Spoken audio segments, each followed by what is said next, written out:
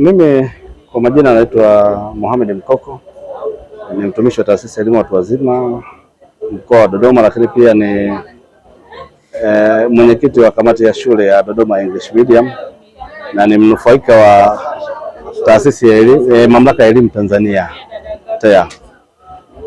Wakati tunaanzisha ile shule tulikuwa na changamoto ya uzio, lakini baada ya kukaa kwenye vikao tukajadiliana, na bahati nzuri kabisa kwamba ile shule tunapakana na ofisi za TEA. Kwa hiyo tuliandika na tukapeleka maombi yetu kwa ajili ya kujengewa fence. Bahati nzuri tulipata, na mpaka sasa kama mmepita pale jirani na maeneo ya shule mmeona ile fence kwa kweli ni kubwa. Tunawashukuru sana TEA, wametusaidia na tunaendelea na ujenzi wa uzio na unakaribia kukamilika. Kwa kweli mwanzo, sababu ile shule imezungukwa na makazi na ilikuwa watu wanaweza kupita kutoka sehemu yoyote kukatisha katikati, kwa hiyo hata issue ya usalama ilikuwa kidogo ni changamoto.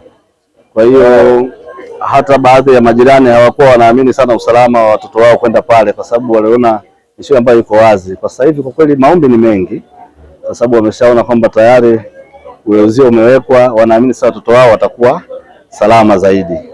Na ni kweli hata upande wa usalama pia kwa majengo na vitu na samani za shule, kwa upande wa walinzi imekuwa pia ni kazi rahisi, sababu sasa hivi wanazingatia maeneo maalum ya uingiaji na utokaji. Kwa hiyo kwao pia inakuwa ni rahisi kinyume na ilivyokuwa mwanzo.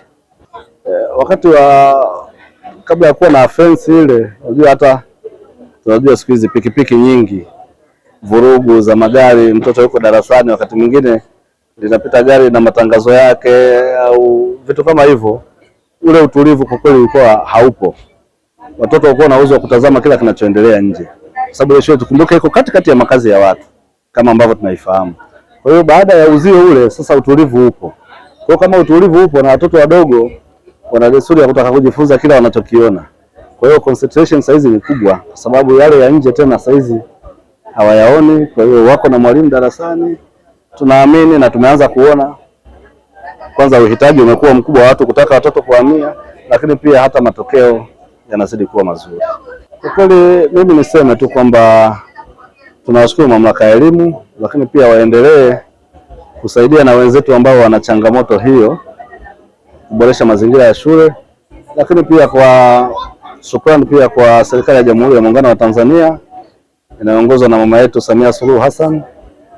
Kwa kweli tunashukuru na tunaona kwa namna ambavyo taasisi zimekuwa zikijitahidi kutekeleza yale ambayo yanatakiwa kutekelezwa ili kuboresha elimu kwa shule zetu. Kwa kweli tunashukuru sana.